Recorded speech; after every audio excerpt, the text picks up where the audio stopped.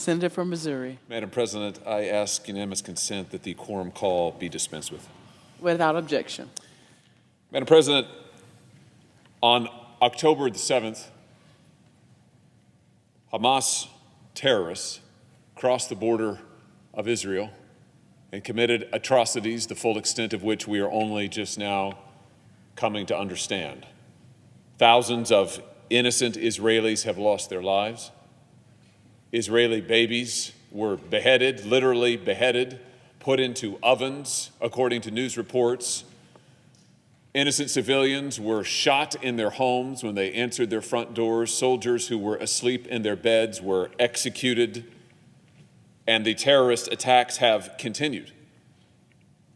Amazingly, in the United States, even as this terrible attack was unfolding in Israel, in the United States, hundreds and thousands of students and others took to America's campuses to express solidarity not with innocent Israelis who had lost their lives, but with Hamas, and to voice support for the genocidal campaign that Hamas has sought to carry out and continues to advance and advocate even as we stand here today.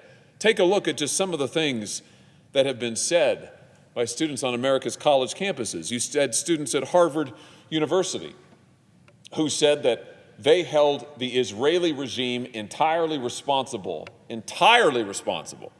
for all of the unfolding violence. You had students at the University of North Carolina who said they believed it was their moral obligation to be in solidarity with the dispossessed, no matter the pathway to liberation they choose to take. This includes violence. Oh, and Hamas is violent. There's no doubt that we have seen extraordinary violence, unbelievable violence, and the most brutal attack on Israel and the Jewish people in 50 years. Students at New York University School of Law wrote that they expressed first and foremost their unwavering and absolute solidarity with Palestinians and their resistance against oppression toward liberation and self-determination. Israel, they said, Israel bears full responsibility for this tremendous loss of life. I could go on, and I'm happy to say that this body has unanimously condemned these statements, this pro-genocidal rhetoric by students in this country. I wish that it had stopped at rhetoric, but it hasn't. We've seen the assaults on Jewish students right on our campuses. We've seen Jews barricaded in university libraries, unable to leave, as pro-Hamas demonstrators shout and scream outside, calling for the destruction of Israel. We've seen Jewish students physically assaulted. If you don't believe me, just go look on the internet. Physically assaulted on American campuses by pro-Hamas demonstrators. We've even seen it in high schools where students are chanting from the river to the sea, Palestine must be free. What's that mean? It's a call for the destruction of the state of Israel. It is a call for the execution of Jews in the Middle East, in this country, everywhere. That's the Hamas agenda. And so many Americans, including me, have been absolutely stunned to see so many students and others echoing these claims. And it's raised the question, Madam President, where's this coming from? Where are these students and young people, teenagers? Where are they hearing this? Where are they seeing it? Where are they being fed this propaganda? Because propaganda it is. And at least one of the answers, Madam President, is they're finding it on TikTok. Yes, TikTok, that Chinese-based, Chinese-owned social media app that is a backdoor for the Chinese Communist Party to track the movements, the keystrokes, the whereabouts, the information of every American who has the app on their phone. What we know now is that for many, many younger Americans, the so-called Generation Z, those who are in their teens and early 20s, so many of them, 74% of them, in fact, use TikTok as a search engine. And in fact, a majority of them prefer TikTok to Google as a principal search engine.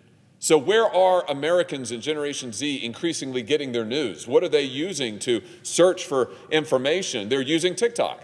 They're getting their news from TikTok. At the same time, this same cohort of young Americans, more than 50% of them, this is young Americans between the ages of 18 and 24, more than 50% of them say they believe that Hamas's murder of civilians was justified. Let me repeat that. More than 50% of young Americans, Gen Z, between the ages of 18 and 24, believe that Hamas's murder of civilians was justified. These are the same people who are going on TikTok to get their news, to get their information, to be influenced, and they certainly are being influenced. Media reports have analyzed the prevalence of anti-Israel, anti-Semitic, pro-Hamas content on TikTok. It's really quite astounding.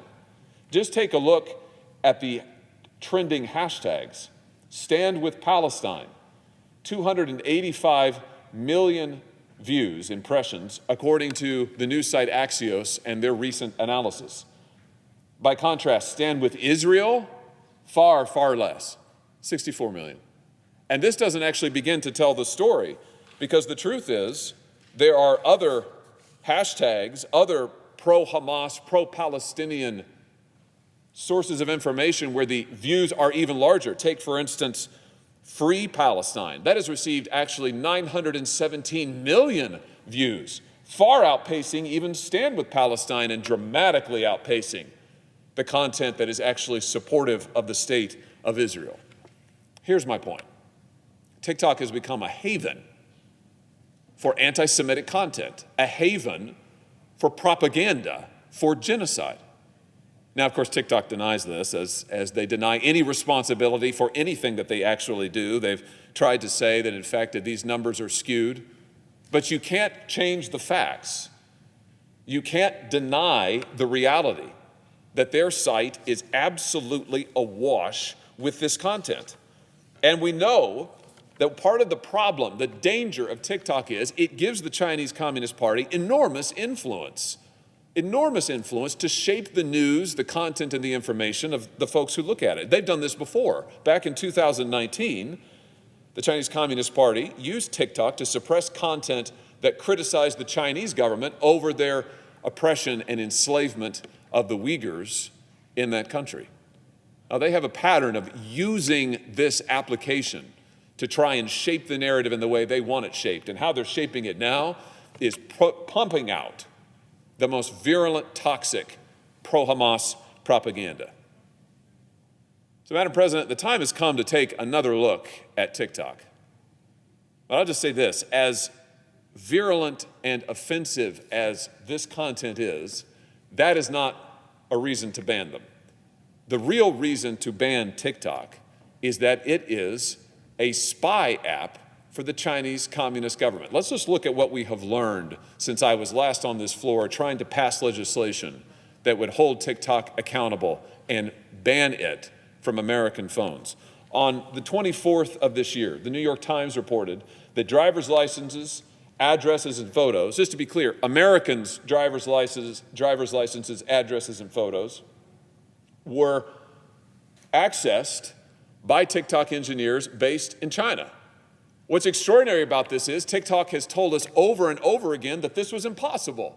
They've come to this Congress, they've testified before us and said this never happens. American data is absolutely sequestered. You can't access it in China. It's completely safe. And yet we learned this year, what really we already knew, that simply is not true.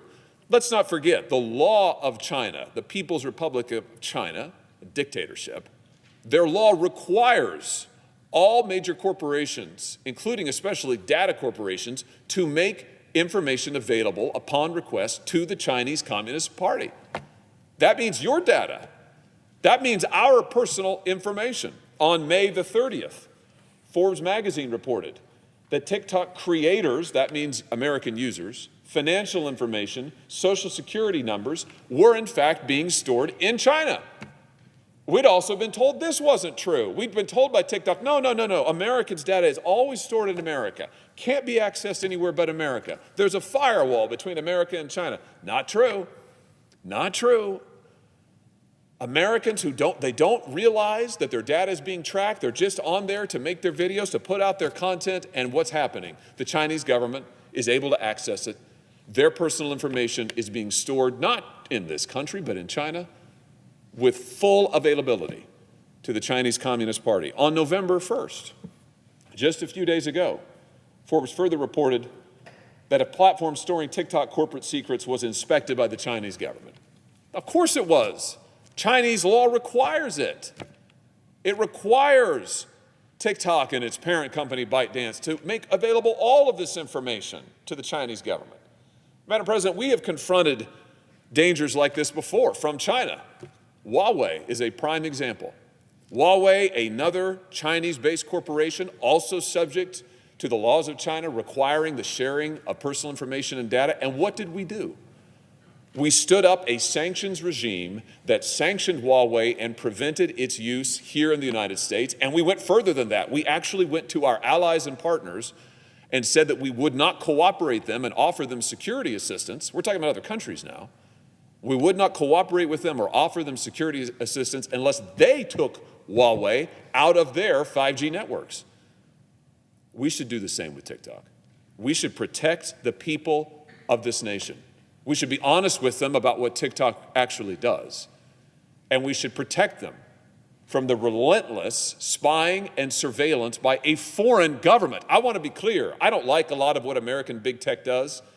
I doubt you'll find a harsher critic of big tech than I am in this chamber. But there's a big difference between an American company looking at Americans' data, accessing Americans' data, and a foreign government tracking Americans, building dossiers on Americans, and using it as a backdoor into the life of every American citizen who has that app on his or her phone. It is time to put an end to this, Madam President, and we've already voted to do it. We voted to strip TikTok off of every government device just 10 months ago. States are doing it all across the country. It's time we took the step to protect the American people, to protect the integrity of Americans' personal information and their personal privacy. And so I ask unanimous consent that the Committee on Banking, Housing, and Urban Affairs be discharged from further consideration of S-85 and the Senate proceed to its immediate consideration. I further ask that the bill be considered read a third time and passed, and that the motion to reconsider be considered made and laid upon the table. Madam President, let's just be clear about one thing. The Chinese Communist government is not covered by the United States Bill of Rights. The Chinese Communist government does not have free speech rights. And we're not talking about free speech. We're not talking about speech at all. The sanctions that I'm proposing have nothing to do with speech. They have everything to do with spying. For the same reasons that we have banned Huawei in this country. If the senator would like to have a debate about whether or not Huawei and its affiliates ought to be banned, whether there ought to be a sanctions regime for those that engage in espionage, I welcome it. That's the same debate we're having here.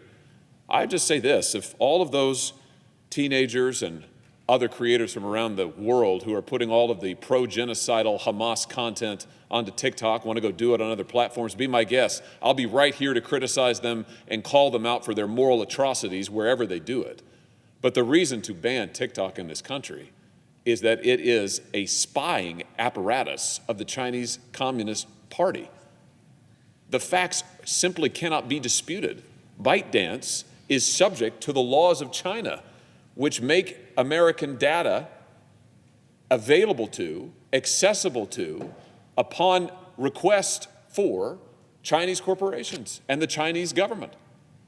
Madam President, I just lament that we cannot seem to move forward with a step that we have already taken with regard to Huawei, with sensible protection of Americans' privacy and their personal data. But let me just close with this. With regard to the speech itself, while the content of the speech on TikTok is no reason to ban them, I just want to say, since we are here in this moment of great dispute, apparently, in some quarters of this country over whether it is right or wrong to call for the genocide of Jewish people, I want to say clearly it is wrong.